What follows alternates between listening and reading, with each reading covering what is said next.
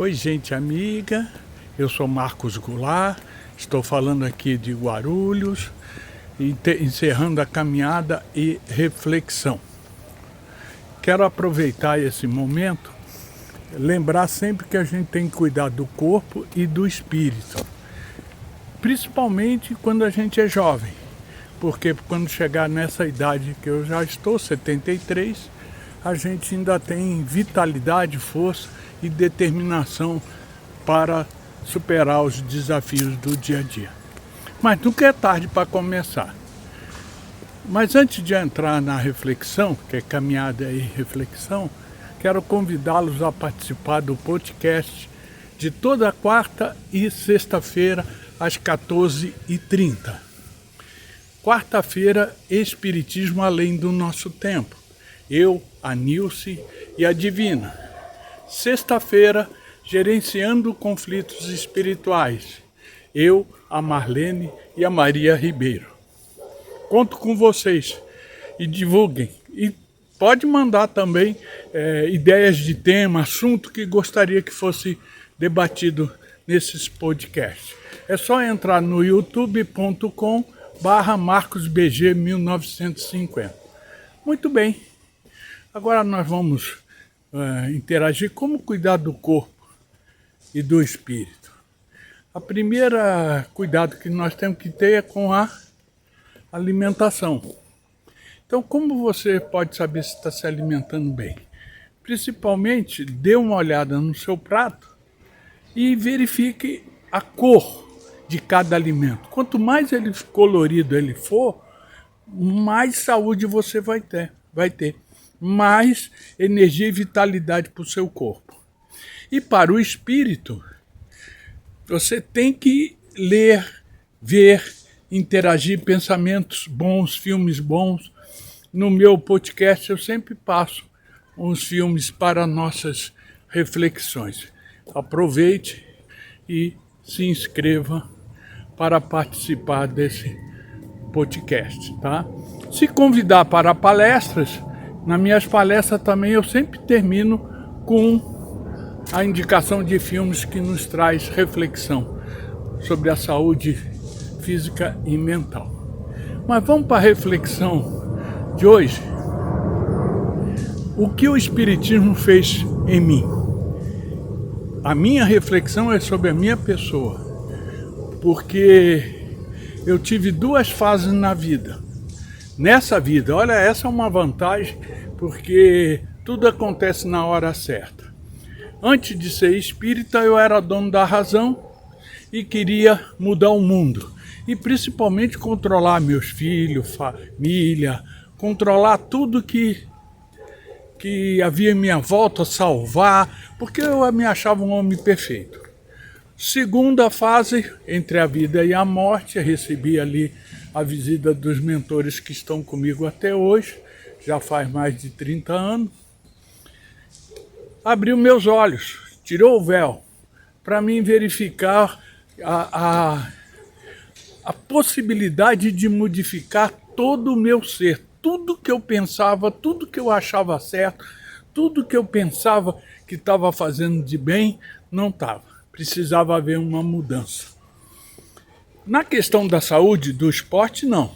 Eu sempre pratiquei todos os esportes. Natação, futebol de salão, futebol de campo, tênis, corrida.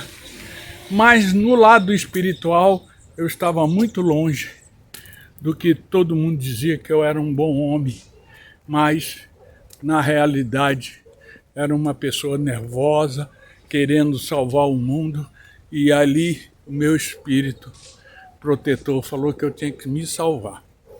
Para que eu me salvasse, eu teria que começar a refletir sobre muitas coisas. Não vai dar para falar aqui hoje, mas eu vou naquilo que se tornou mais importante, é o sentir. Começar a interagir com o que as pessoas estão na minha volta estão sentindo.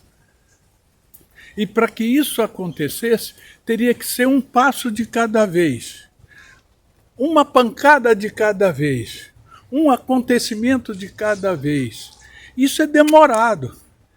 E eu sei que aí que eu descobri que a doutrina espírita ela é infinita. Nunca vai parar a nossa reforma íntima. Não tem como. Porque o conhecimento é algo inimaginável. Se Deus é a inteligência suprema, causa primeira, primária de todas as coisas, e Ele é infinito, então o ensinamento vai ser infinito. Mas vamos trazer para o nosso mundo agora. O que aconteceu no sentir?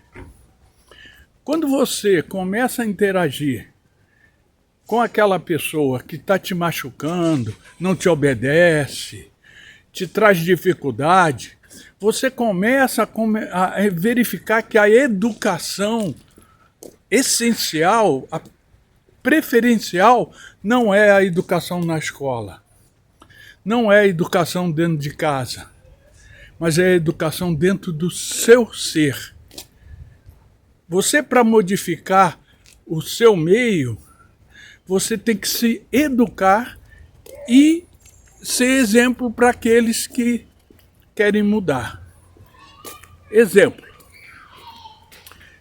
Dentro de casa, eu tinha muita dificuldade de interagir com meus filhos, com a minha esposa, porque eu tinha um modo de pensar que eu trabalhava, trazia o dinheiro e seria o homem honesto, trabalhador, não bebe, não fuma, não trai.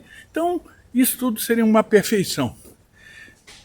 Mas quando eu interagi, que dentro de um conceito muito maior, mas esse é o pequenininho, ajudar no lavar a louça, que eu nunca fiz, arrumar a cama, ir na feira, ajudar a carregar, dirigir, emprestar o ouvido, escutar e não falar. Era difícil, porque meus filhos eram revoltados, mas tinha medo de se expressar. Então, quando você começa a baixar a guarda, eles subiram as acusações, as cobranças. E o que isso fez? Mostrou que eu estava no caminho errado. Tanto é que hoje o nosso relacionamento com todos na minha família é completamente diferente de 30 anos atrás. E quem mudou? Não foi eles, fui eu. E aí eu aprendi que essa briga que fica, os pais querem que a escola dê jeito, a escola quer que os filhos, que a família dê jeito, a família e a escola quer que a polícia dê jeito naqueles piores. E nesse contexto fica jogando um para o outro e ninguém resolve nada, porque falta um entendimento espiritual. Quando chegou essa notícia que querem dar aula de gênero nas escolas, aí eu falei, agora vai para Sodoma e Gomorra rapidinho. Porque não são questões de educação, são questões espirituais, que tem que ser tratada com cuidado muito grande, mas prevalecendo sempre a moral. Mas a moral ninguém quer falar.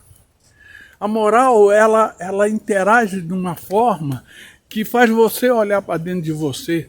E aí você tem que ser o exemplo. Claro que tem que respeitar todos, mas a gente vai aprendendo que uma mulher da vida, desonesta, só corre atrás de dinheiro e vende seu corpo, não tem moral, destrói a sociedade, pode gerar um filho santo, que vai ajudar a humanidade.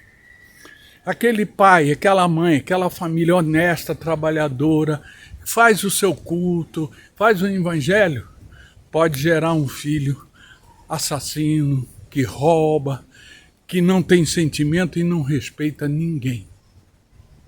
Por quê? Isso não é questão de educação, isso é questão de entender a missão que cada um tem de lidar com os acontecimentos.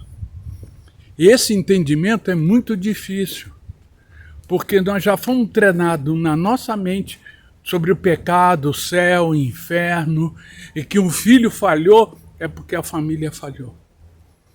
que o filho foi honesto, ajudou todo mundo, é porque a família era boa. E o Espiritismo não nos traz isso. Tem a lei da causa e efeito. E aí, esse assunto é bem longo, mas eu acredito que a caminhada com reflexão dá para a gente pensar direitinho o que é a missão que Jesus veio na Terra e não foi procurar os bons e os honestos. Veio procurar aqueles que mais precisavam dele. E eu quero lembrar que quando os apóstolos perguntaram a Jesus, por que é tão difícil pregar a religião, pregar os conceitos de Jesus? E o Jesus falou, vá aonde tem os piores elementos, as pessoas mais difíceis, abandonadas, que levam a vida desregrada, ali a fonte é magnífica para isso. E é esse o grande dilema que nós estamos hoje. Gratidão sempre, vamos que vamos em frente, porque tudo que nos acontece é Deus que nos dá de presente. Gratidão.